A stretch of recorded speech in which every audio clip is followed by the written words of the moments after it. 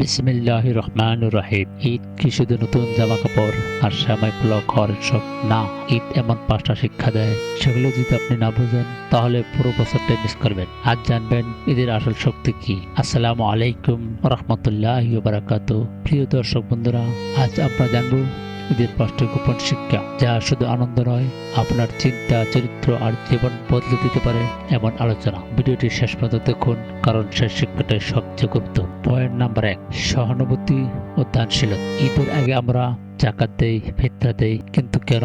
ঈদ নিজের আনন্দ, অন্যের মুখে হাসি ফোটানোর নাম ঈদ।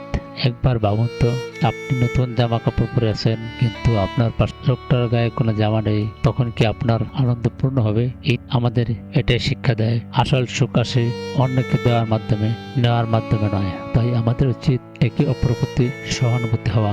পয়েন্ট নাম্বার 2, একতা। ঈদের দিন ধনী গরিব সবাই এক কাতারে দাঁড়াই, নামাজ আদায় করে, কোনো ভেদাভেদ নেই। এই দৃশ্যটা একটা মেসেজ দেয়, আমরা সবাই ভাই ভাই। যদি ঈদের এই একতার শক্তি আমরা সারা বছর ধরে রাখতে পারতাম, তাহলে সমাজে এত বিভাজন, বিশৃঙ্খলা থাকতো না। তাই আমাদের উচিত একে অন্যের সাথে ভালো ব্যবহার করা।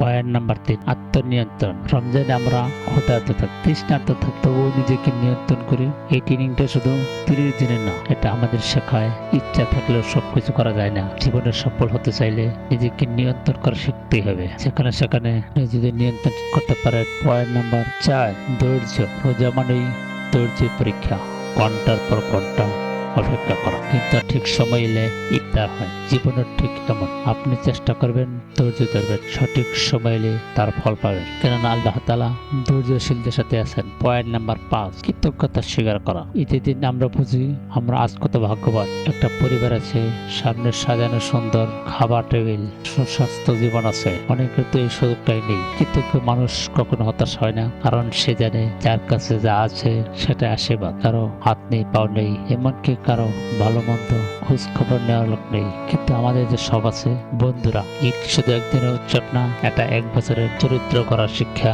তাই অন্যের প্রতি সহানুভূতি রাখুন, সমাজে একতা ধরে রাখুন, নিজেকে নিয়ন্ত্রণ করার চেষ্টা করুন, সব কাজে ধৈর্য ধরুন, আল্লাহর উপর ভরসা করুন, আর কৃতজ্ঞ থাকুন যা আছে তাই নেই। তাহলে আপনার জীবন বদলে যাবে ইনশাল্লাহ। ভিডিওটি ভালো লাগলে লাইক দিন, শেয়ার করুন, আর এমন কন্টেন্ট পেতে চ্যানেলটি সাবস্ক্রাইব করুন। আল্লাহ হাফেজ।